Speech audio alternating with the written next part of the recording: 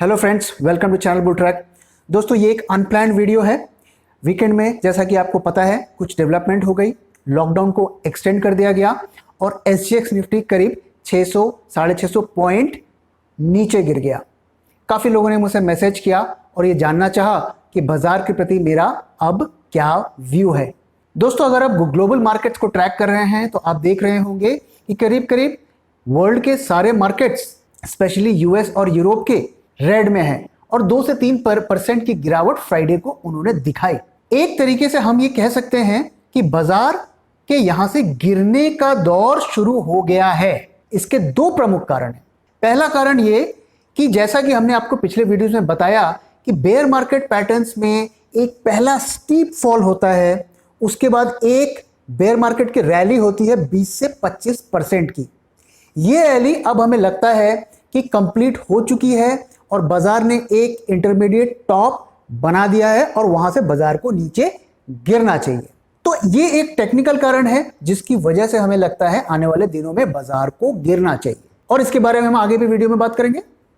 दूसरा जो एक फंडामेंटल रीजन है जिसकी वजह से बाजार पे एक खतरा आ गया है, वो ये है यूएस और चाइना के बीच में टेंशन।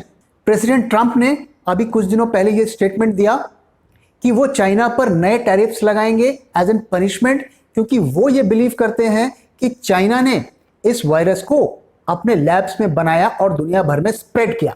हालांकि चाइना इस बात को मानने को तैयार नहीं है। अमेरिका की एक इंटेलिजेंस एजेंसी ODNI ने ये रिपोर्ट दी कि ये वायरस मैनमेड नहीं है, ये एक नेचुरल वायरस है।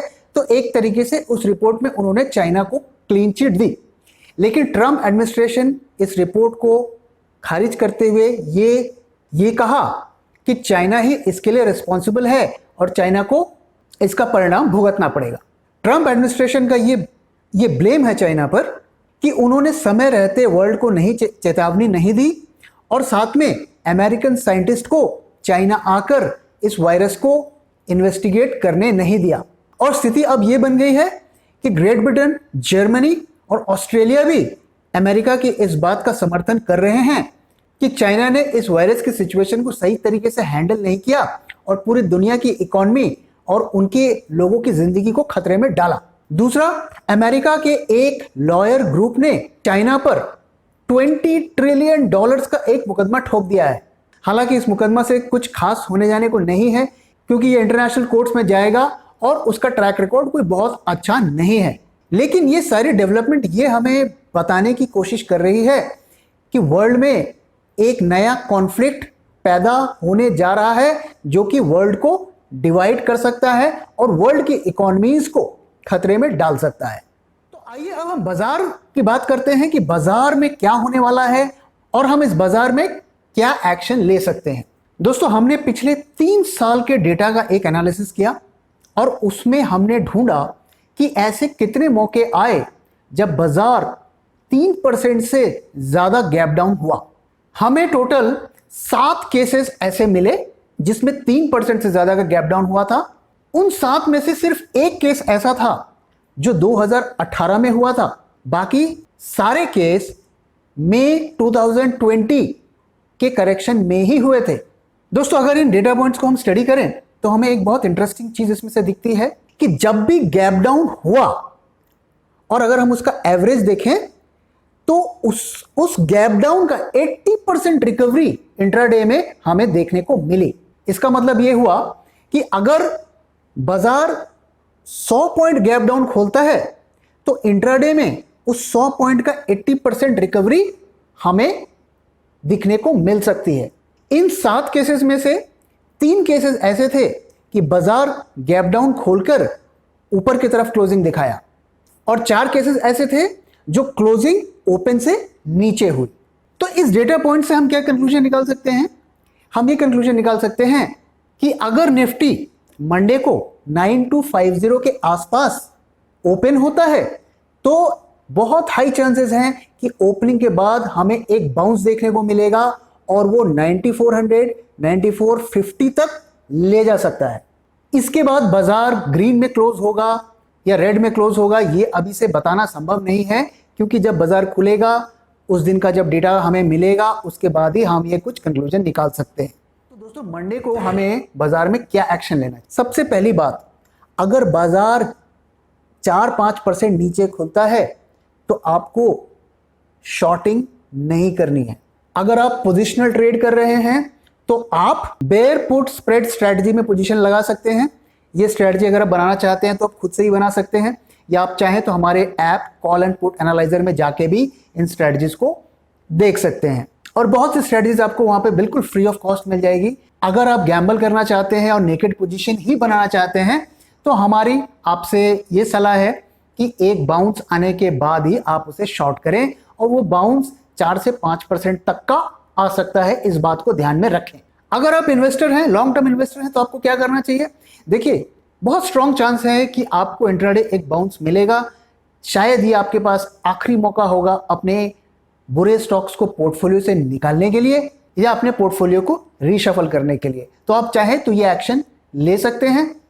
जो फर्स्ट टाइम इन्वेस्टर हैं, जो बाजार का वेट कर रहे थे करेक्शन होने का, जो पिछले करेक्शन में पोजीशन नहीं ले पाए, वो चाहे तो अपनी शुरुआत यहां से कर सकते हैं, लेकिन पूरा कैपिटल ना लगाएं। 20 से 25% तक का कैपिटल अगर आपको इंट्राडे फॉल मिलता है तो आप वहां पे अपना कैपिटल लगा सकते हैं, लेकिन हमारी सलाह है कि आप सिर्फ ब्लू चिप स्टॉक्स पे लार्ज कैप में ही लगाएं, मिड कैप स्मॉल कैप्स को अवॉइड करें। अगर आप कुछ स्टॉक आइडियाज चाहते हैं तो आप हमारे पिछले कुछ वीडियोस को देख सकते हैं। दोस्तों, अब यहां से मोटा मोटा बाजार का डायरेक्शन क्या रहेगा, इस पर थोड़ी बात कर लेते हैं। देखिए, हमारा ये आकलन है कि बाजार यहां से एकदम से गिरना शुरू नहीं करेगा। वो या तो थोड़ा गिर के थोड़ा कंसोलिडेट करेगा, ऊपर नीचे करेगा, लेकिन मुझे नहीं लगता कि यहां से हमें एकदम से शार्प करेक्शन देखने को मिल सकता है। इसके 2 बड़े कारण हैं।